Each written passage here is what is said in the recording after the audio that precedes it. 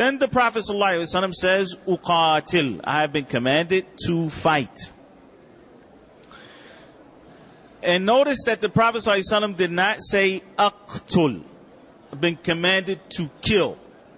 And there's a difference between uqatil and aqtul. Yani one of them is on the wazn, or the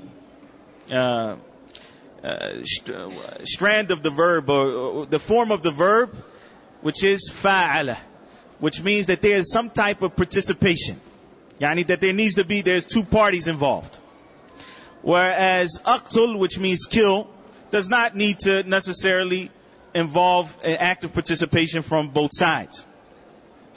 And here what we find is that some people, and Allah subhanahu wa ta'ala knows best, intentionally or unintentionally, they've actually translated this hadith to say, I have been commanded to kill people.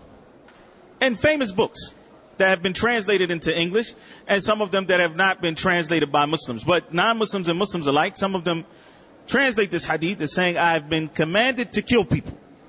And so it paints this picture of the Prophet ﷺ and the Muslims as being this bloodthirsty group of people who are just out for perpetual warfare, and that they just want to fight everybody, and they want to kill everybody, and that this is the nature of the Muslims.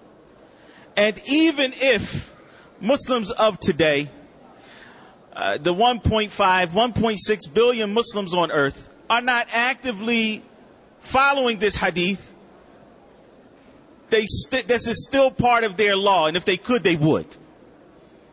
This is still part of the law of the Muslims, that they are supposed to go out and indiscriminately kill non-Muslims.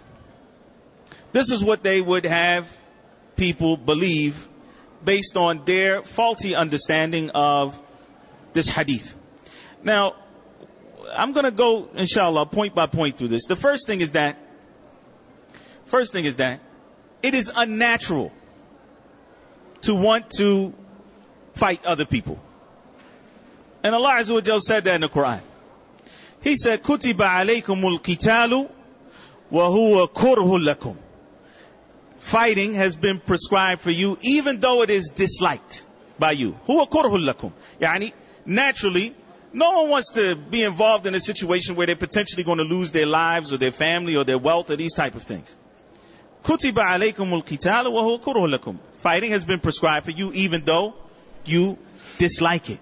So it is not something that a Muslim just wants to go out and fight other people. The Prophet ﷺ in fact said in the hadith, collected by Bukhari and Muslim, لا تتمنوا لقاء العدو. Don't wish to meet your enemy. This is not something that the Muslim looks forward to. However, there are situations that may dictate and necessitate that there be some type of fighting and that there be combat. And this is not something that is specific to Islam and the Muslims. Any ideological system that exists out there has a concept of defending their ideology and maybe even preemptive strikes in order to protect whatever ideology they may have. And that does not necessarily mean it is a religion. It can be some other type or form of system and ideology. But even the Christians themselves, they have developed what is known as just war theory. Just war theory. And you can look that up because that's exactly what they call it. Which means that though we view war as something that is terrible, something that we would prefer not to be involved in, there may be situations, atrocities that can be avoided, circumstances that need to be dealt with where war is not the worst option. Where war is not the worst option, and therefore it becomes a just war to prevent a greater evil. And this is something, again, that exists with Christians, but not only Christians, because it has trickled down into other people's systems. And if you just look at, and we need to, as Muslims, we shouldn't feel like we have to always be on defense. When people quote these kind of hadith and they say, do you believe in that? Yes, we believe in the hadith. It's hadith in Bukhari and Muslim. We have nowhere, it's not da'if, it's in the most authentic books after the book of Allah subhanahu wa ta'ala. However, it is not a matter of simply quoting a hadith. It is a matter of how is that text interpreted. How is that text interpreted? If you look at the last century and a half, and you compare how many people have been killed in the name of Islam as compared to how many people have been killed in the name of Christianity, in the name of democracy, in the last 20 years, how many people have been killed in the name of freedom, of spreading freedom to these backward nations?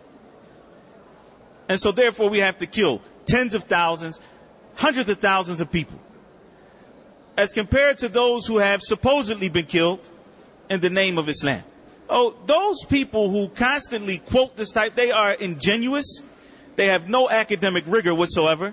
And honestly, they need to be ashamed of themselves.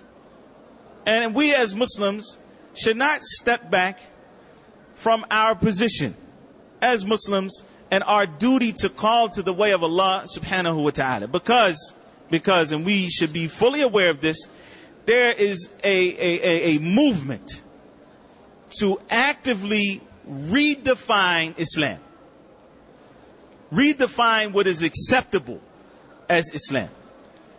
And we have to be amongst those who see this plot and recognize that, no, we're not going to redefine Islam. We are going to look for the proper interpretation of Islam and spread that to the people, bi'idhnillahi ta'ala.